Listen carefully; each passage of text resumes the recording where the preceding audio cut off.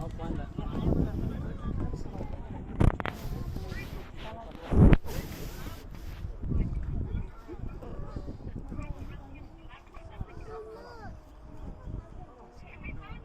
You'll probably go with the scooter.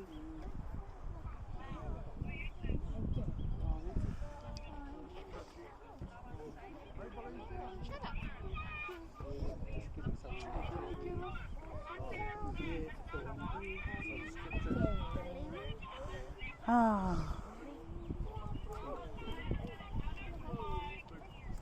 Oh, I remember you telling me that too. I said like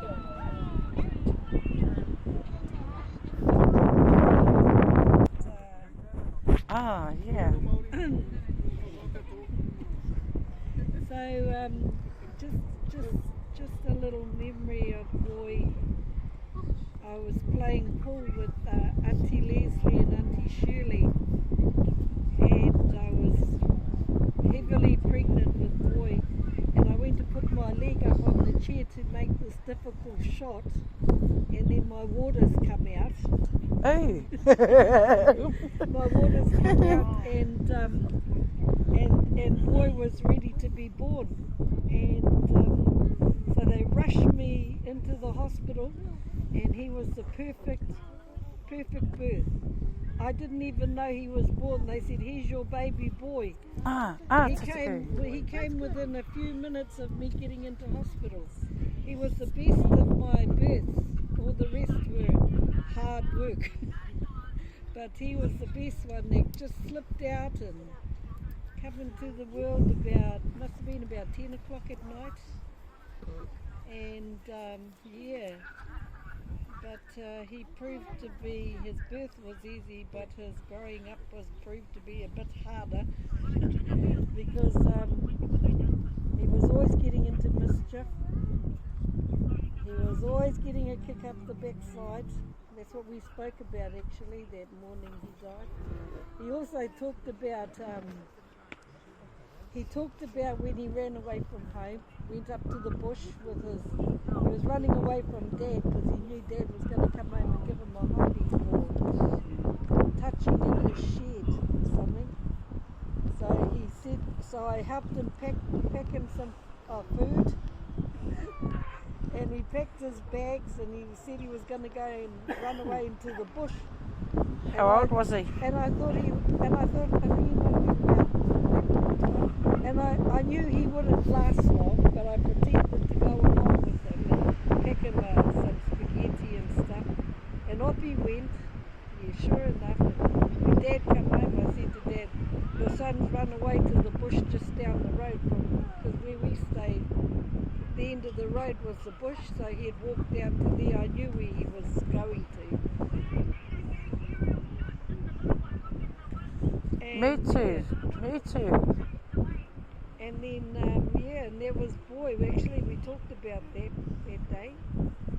And yeah, he came home because when it got a bit dark, I think he got scared and then came home. So, but every time in his teenage years,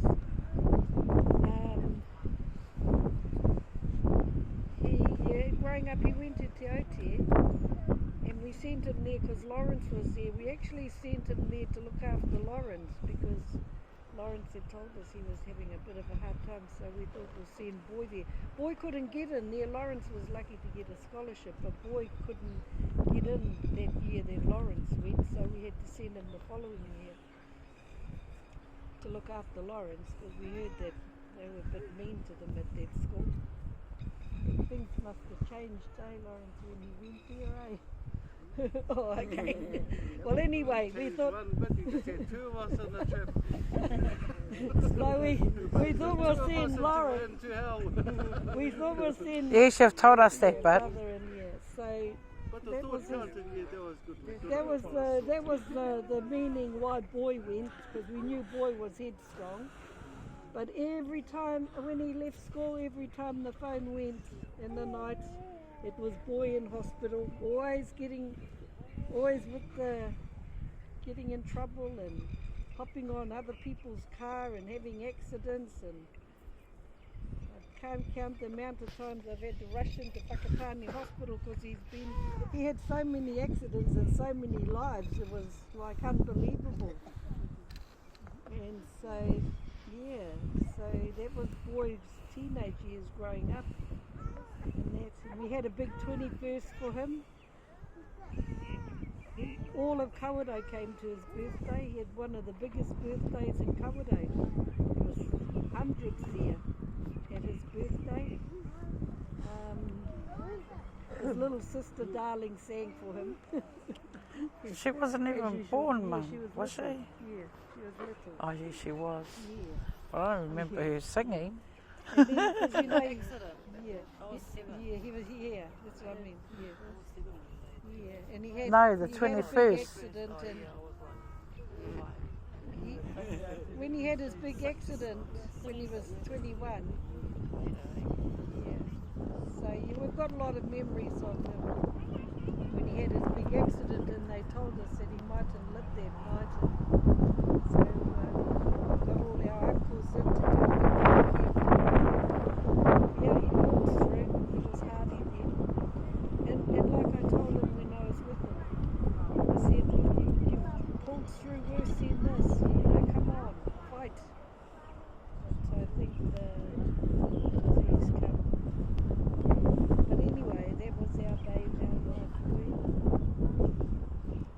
Love you, boy. Love you with all my heart.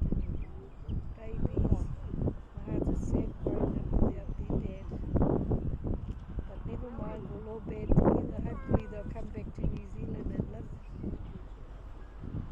And then we'll all be together again. So that's just a short version of you, Toke.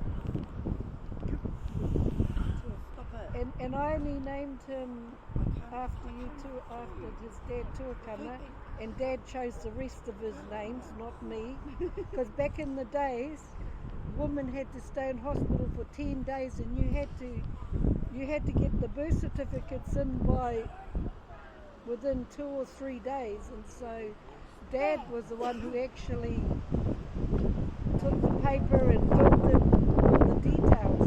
Dad was good at putting out forms. I used to hate putting out forms, but I made sure his name was Tuakana after you, because he's the first boy.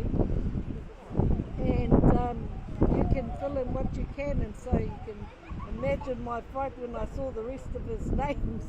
Just, oh my God. But I very rarely use those names. So yeah.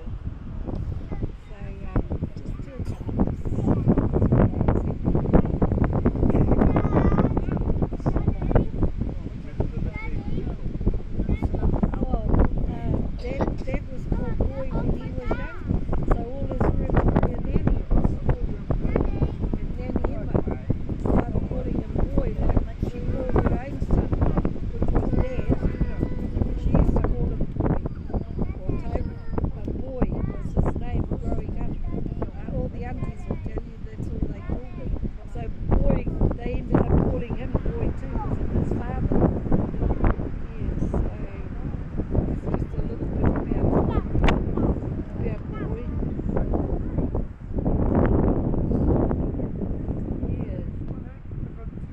He was a good son. He was a good son. Good dad. I know he was a good dad to his children. And he was a good son. Oh, one thing about Boy is he was full of kindness.